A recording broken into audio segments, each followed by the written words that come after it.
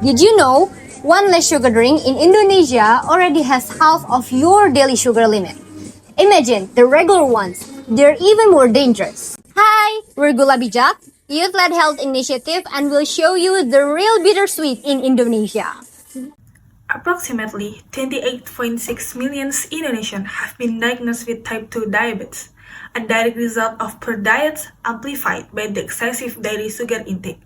Sadly, since 2016, the government has always postponed the discussion of sugar taxes, despite its visible danger. To address this issue, Gulabijak comes up directly to educate the youth to control sugar intake by conducting campaign against diabetes for the youth, or CANDI in short.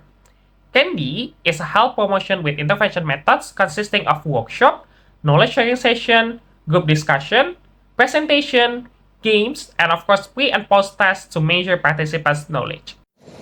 Aligned with SOLVE CAN framework, we aim to replicate our manual and conventional approach into mini online courses.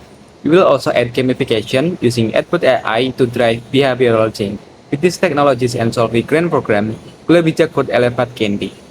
Let's collaborate for CANDI by Gulabijak because less sugar, more life.